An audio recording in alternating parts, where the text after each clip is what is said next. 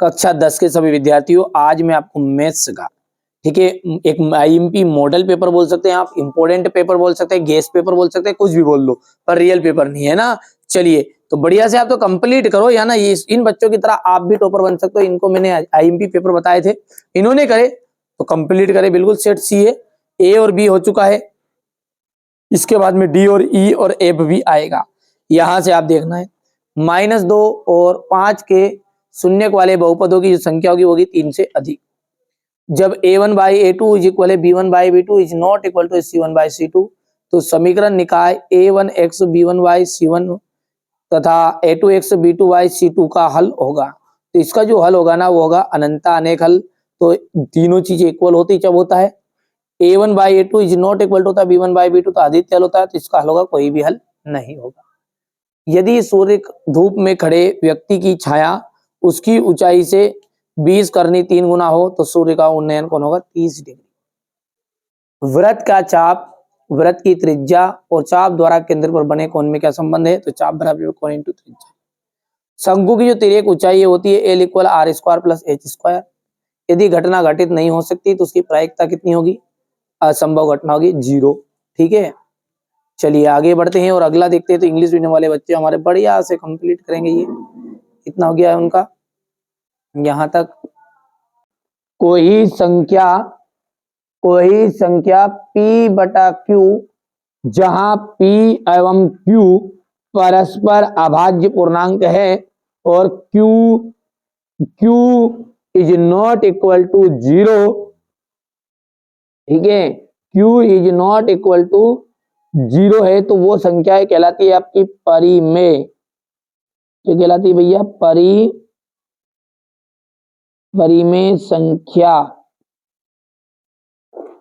ठीक है, वर्ग समीकरण x square plus b x plus c में जो विविक्तकर है वो विविक्तकर होता है D equal b square minus 4ac।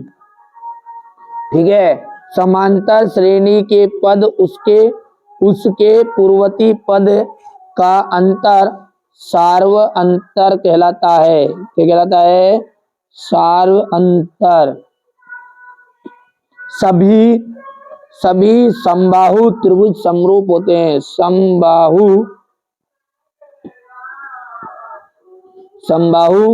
त्रिभुज समरूप होते हैं। किसी बिंदु की x अक्ष से दूरी उसका y निर्देशांक कहलाता है। किसी वृत्त की स्पर्श रेखा, देखिए स्पर्श रेखा कौन सी है, ये वृत्त है आपका और इस वृत्त पर ये है इसकी स्पर्श रेखा।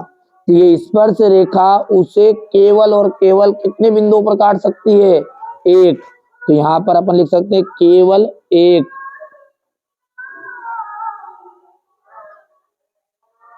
ठीक है, चलिए इसके बाद में ये क्वेश्चन नंबर 2 आपका बढ़िया से कंप्लीट करिए आप। ठीक है जी, हो गया इतना। इसके बाद में आपका यहां तक हो गया धन पूर्णांक होती है प्राकृत संख्याएं, क्योंकि पूर्णांक में ऋण भी होते हैं और 1 2 3 से गिनती शुरू होने वाली संख्याओं को हम प्राकृत कहते हैं। विविक्तकर ऋणात्मक होता है, तो जो मूल होते हैं ना वो अधिकल्पित होते हैं यानी काल्पनिक होते हैं। a2 इक्वल है 13 और a4 है 3, तो सार्वंतर क्या निकलेगा, तो यहां पर से देखो a2 को हम लिख सकते हैं a प्लस 1d इक्वल 13, समीकरण नंबर 1। और a4 है तो a प्लस 3d इक्वल 3, समीकरण नंबर 2। प्लस था माइनस, प्लस था माइनस, प्लस था माइनस, कैंसिल, और यहाँ पर माइनस का 2d आ जाएगा और यहाँ पर जाएगा 10, तो d इक्वल आ जाएगा माइनस का 5। देखो ध्यान से समझो आप, तो है ना। तो ये हो गया आपका third number. Sec square theta -1, sec square theta का जो सॉल्यूशन होता है ना वो होता है टेन स्क्वायर। ठीक है, सर्व समीका है, लेकिन करनी जो है घात 2 वाली कट जाएगी स्क्वायर से, तो ये आपका हो जाएगा ठीक है, sine square theta plus cos square theta, इसका जो मान होता है वो होता है 1 प्लस टेन स्क्वायर है बटा 1 प्लस कोट स्क्वायर है, इसका टेन स्क्वायर है होता है। अब इसको अपन सोल्व करेंगे तो कैसे करेंगे, थोड़ा सा अपन इसको थोड़ा सा कर लेते हैं ना आगे। कैसे करेंगे, 1 प्लस साइन स्क्वायर है अपॉन कोस स्क्वायर है, और ये पूरे बटे में जाएगा 1 प्लस कोस स्क्वायर है बटा साइन स्क्वायर है। अब जब इसको और आगे जब आप बढ़ाओगे तो ये हो जाएगा आपका कोस स्क्वायर, ठीक है, कोस स्क्वायर ए प्लस साइन स्क्वायर ए, और ये बटे में आपका ये वापस कोस स्क्वायर ए, ठीक है, बट्टा में कितना जाएगा, साइन स्क्वायर ए प्लस कोस स्क्वायर ए, ठीक है, ये बटे में जाएगा आपका साइन स्क्वायर ए। अब इसका तो देखिए वन मान हो गया, तो ये हो गया 1 बटा कोस स्क्वायर है, पूरा बटी में कितना है, इसका भी मान 1 हो गया, 1 अपॉन साइन स्क्वायर ए, इसका इक्वल कितना हो गया, देखिए अब इसको जो पलटी करोगे ना तो ये हो जाएगा 1 बटा कोस स्क्वायर है इंटू ऊपर चला जाएगा साइन स्क्वायर है और बटे में 1, और आंसर जो निकलेगा साइन बटा कोस का वो आ जाएगा टेन स्क्वायर ए। ठीक है, यहां से आप देखिए इस तरह से आपको अच्छे सॉल्व करना है। बाकी सारे सवालों का सॉल्यूशन भी मैं आपको प्रोवाइड करूंगा, आप तो केवल और केवल अच्छे से तैयारी करो। ठीक है भैया, यहां से देखिए अब है एक वाक्य में उत्तर, x प्लस 1 की पावर 2 और 2x माइनस 3 एक द्विघात समीकरण है क्या, तो भैया सॉल्व करते हैं। देखिए इसका फॉर्मूला क्या लगेगा, a square plus b square plus 2ab, ठीक है, ये कभी कभी 2 नंबर 3 नंबर में भी आ सकता है ना, अच्छे से आप कंप्लीट करना है ना। तो इसको कैसे सॉल्व करेंगे वो देखते हैं। a की घात 2, a की घात 2 यानी कि x की घात 2, b की घात 2 यानी कि ये 2ab, 2 इंटू a का मान कितना हो जाएगा x, और इंटू b यानी कि 1, बराबरी पे अंदर जैसे गुना करोगे 2 का तो 2x माइनस 6, आगे जब सोल्व करोगे तो ये हो जाएगा आपका x square plus 1 plus 2x बराबरी पे 2x माइनस 6। अब देखिए 2x से कैंसिल है, 6 को जब इधर लेके आओगे तो ये बन जाएगा आपका एक्स स्क्वायर प्लस 7 इक्वल 0, और जिसमें भी घात 2 रहे वो आपका द्विघात समीकरण है, तो यहाँ पर इसका सॉल्यूशन निकल कर आएगा हाँ। ठीक है, बिंदु x1 और कोमा y1 एवं x2 और y2 के मध्य बिंदु निर्देशांक कहलाते हैं। मध्य बिंदु किसे कहते हैं, दोनों को जोड़ लो, बटे में 2 का भाग दो, कोमा करके y1 प्लस y2 बटे में 2। ठीक है भैया, थेल्स प्रमेय का कथन लिखिए। थेल्स प्रमेय का कथन ये होता है, कोई भी त्रिभुज की एक भुजा की समांतर खींची गई जो रेखा होती है वो अन्य 2 भुजाओं को जिस बिंदु पर प्रतिच्छेद करती है उन्हें वह समान अनुपात में विभाजित कर देती है। इसी को अपन कहते हैं थेल्स प्रमेय। तो ये आप लिख लीजिएगा। दृष्टि रेखा की परिभाषा क्या है, ये तो छोटी तो लिख देता हूं मैं यहाँ पर। देखिए वस्तु और हमारी आंख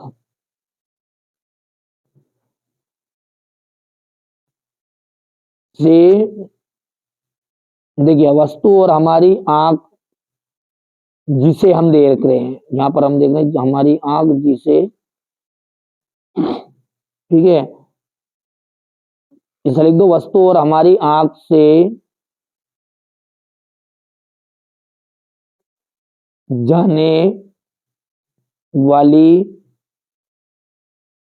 रेखा, शॉर्टकट में इतना लिख सकते हो, और ये सब और डिटेल लिखो तो ऐसा लिख देगा कि हमारी आंख से जाने वाली रेखा जिस वस्तु को हम देख रहे हैं उसे मिलाने वाली रेखा को दृष्टि रेखा कहते हैं।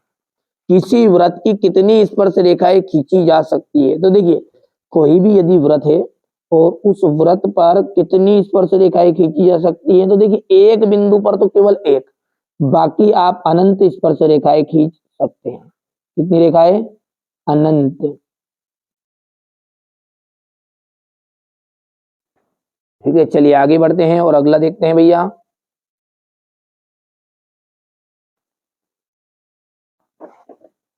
एक शंकु अपने समान ऊंचाई और एवं त्रिज्या आर वाले बेलन पर रखा है तो संयुक्त वक्र पृष्ठीय क्षेत्रफल होगा। ठीक है, तो होगा ये पाई आर ब्रैकेट में जाएगा आपका, सॉरी अंडर रूट आएगा, अंडर रूट प्लस 2 पाई आर एच। ये ध्यान से देखना है। ठीक है, यहाँ पर ये गलत भर दिया बच्चों ने इंग्लिश मीडियम वालों के लिए, ये भी आप सूत्र ये लिखना है। अच्छे से मेहनत करो, अच्छे से तैयारी करो, और उसके अलावा हमें कुछ नहीं चाहिए। आपको लगता है कि ये चैनल आपके लायक है और मेहनत भी कर रहा है आपके लिए, तो सब्सक्राइब कर सकते हैं, इतना करना चाहो तो। और सब्सक्राइब भी नहीं करते हो तो बस अपने दोस्तों को जरूर बता देना कि इस चैनल पर बहुत ही खास खास चीजें पढ़ाई जाती है। देखो, समांतर श्रेणी में किन्हीं दो पदों का जो अंतर है वो सार्वंतर होता है। देखिए, कोई भी दो पद नहीं हो सकते हैं, सार्वंतर तो कहते हैं समान अंतर को, पर कोई भी दो पद नहीं ले सकते आप। क्यों नहीं ले सकते? जैसे उदाहरण के लिए मैंने यहाँ पर लिखा है, ये 2 लिखा है, ठीक है, ये 4 लिखा है, ये 6 लिखा है ना, ये 8 लिखा, इस तरह से धीरे चल के चलिए। अब ये 4 में से 2 घटाऊंगा तो 2 आएगा, 6 में से 2 घटाऊंगा तो 4 आएगा, 8 में से 6 घटाऊंगा तो 2 आएगा। पर लेकिन यदि मैं कहूं कि 6 में से डायरेक्ट 2 घटा दूं तो 4 आ जाए, तो ऐसा थोड़ी हुई। अपने अगले वाले पद से ही घटाना पड़ेगा या जोड़ना पड़ेगा। ठीक है भैया, तो वो कहलाता है सार्वंतर। पर ये बोल रहा है किन्हीं भी, किन्हीं का वर्ड मतलब अलग रहेगा, है ना, तो ये आपका जाएगा आ सत्य। यदि त्रिभुज की संगत भुजाएं अनुपातिक हो तो त्रिभुज समरूप होते हैं। ठीक है, यदि त्रिभुज की संगत भुजाएं अनुपातिक हो तो त्रिभुज कैसे होते हैं? समरूप नहीं होते क्या? तो ये बात आपकी असत्य है, वो समरूप होते हैं। 3,0 एवं 0,4 के बीच की दूरी जो होती है 5 इकाई है, 5 इकाई दोनों के बीच की दूरी। तो ये अपन इसको जब सोल्व करेंगे ना, तो इसको सोल्व कैसे करेंगे, यहां पर अपन थोड़ा सा इसे समझते हैं। देखिए, फॉर्मूला क्या है आपका, x2 0 3, 3 की घात 2 हो जाएगी, प्लस y2 यानी कि 0 और 0, सॉरी, हाँ ये आ जाएगा, 3 0 हो गया। अब ये 4 और 0 आ जाएगा, तो ये आ जाएगा 4 प्लस 0 की पावर 2, और कितना आ जाएगा, 3 क्या हो गया 9, प्लस 4 चौक हो गया 16। देखना ध्यान से आप, क्योंकि 0 का कोई वैल्यू नहीं है, और 25 आ जाएगा, और 25 जो है वो 5 के रूप में बाहर निकल भी जाएगा। इसलिए यहाँ पर इसकी 5 इकाई उसके बिंदुओं के बीच की दूरी निकलेगी, और जो कि सत्य रहेगी, एकदम राइट है। लघु वृत्त खंड का क्षेत्र इक्वल होता है संगत त्रिज्य खंड का क्षेत्रफल और माइनस संगत त्रिभुज का क्षेत्रफल। ठीक है, तो ये जो है आपका, ये एकदम राइट रहेगा। क्यों रहेगा राइट, उसके कारण देख लीजिएगा। क्योंकि संगत लघु वृत्त खंड किसे कहते हैं, थोड़ा सा समझेंगे। देखिए, मेरा जो उद्देश्य है वो बेसिक कॉन्सेप्ट को क्लियर करना है। ये हो गया, और ये त्रिभुज है ये, ठीक है, तो हम कहेंगे त्रिज्यखंड का क्षेत्रफल।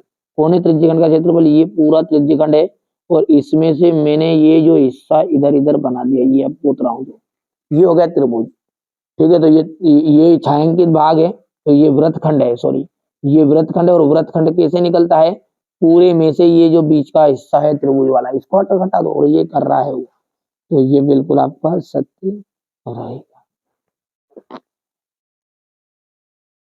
किसी बारंबारता बटन में किसी वर्ग की संचयी बारंबारता उस वर्ग से पहले वाले वर्गों की बारंबारता का योग होती है। तो ये आपका बिल्कुल राइट बात है, ये भी ठीक है भैया, ये भी क्या रहेगा आपकी एकदम राइट बात रहेगी। आप तो अच्छे से मेहनत करो, अच्छे से तैयारी करो, ठीक है। तो ये आपका हो गया है सत्य, तो इसको भी अपन लिख देते हैं। एक पासे को फेंकने पर उसके फलक पर 7 आने की प्रायिकता ज्ञात शून्य होती है, क्योंकि पासे में जो होता है ना वो कितने अंक होते हैं, पासे में 6 अंक होते हैं ना, और ये 7 नहीं आ सकता, तो जो भी असंभव घटना है उसकी प्रायिकता सदैव और सदैव शून्य ही होती है। तो ये भी आपका राइट रहेगा। अब हमारे इंग्लिश मीडियम वाले बच्चे जो है वो बढ़िया से इसको कवर कर लेंगे, ठीक है, ठीक है। चलिए इसके बाद में आपका अगला देखिएगा,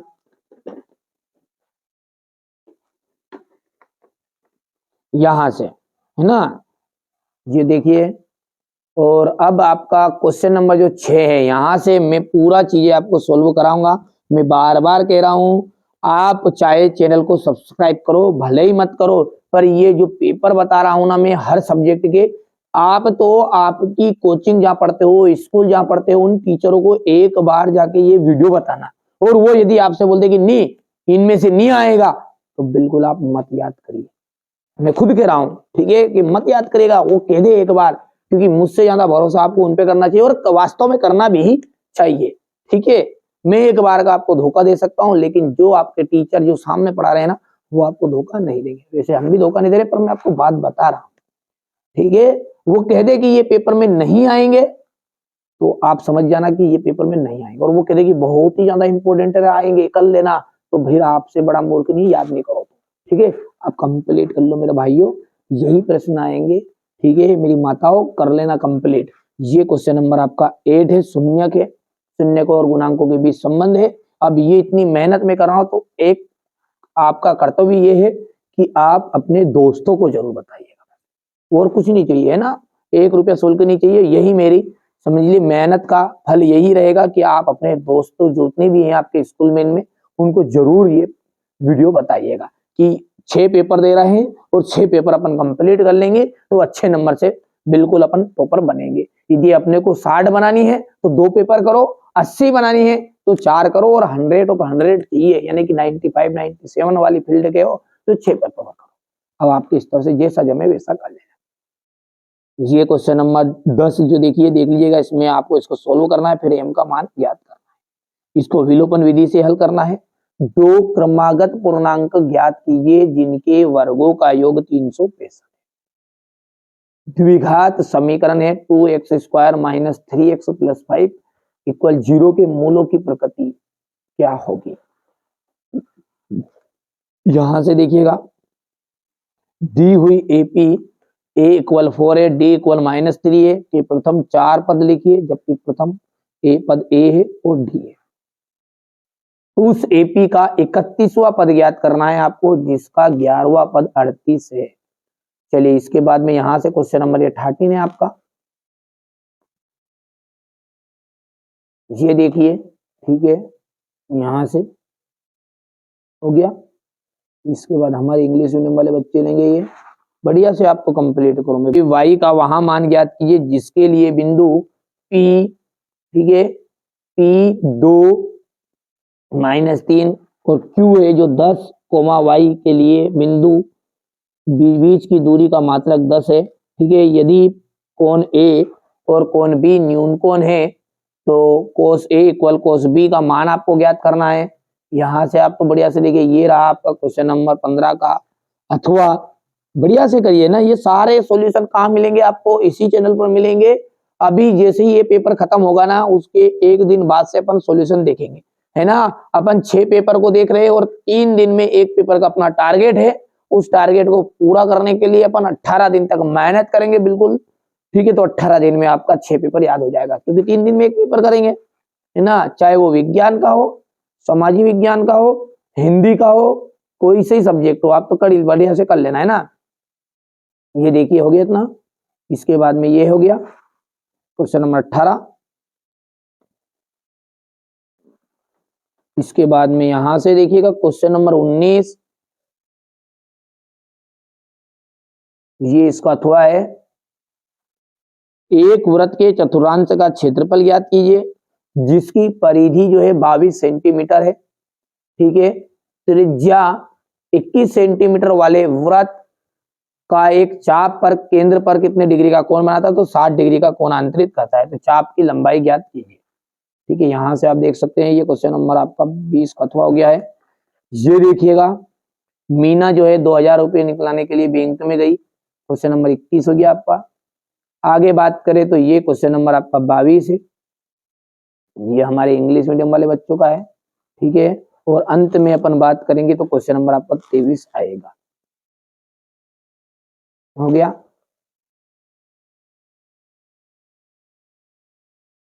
ठीक है।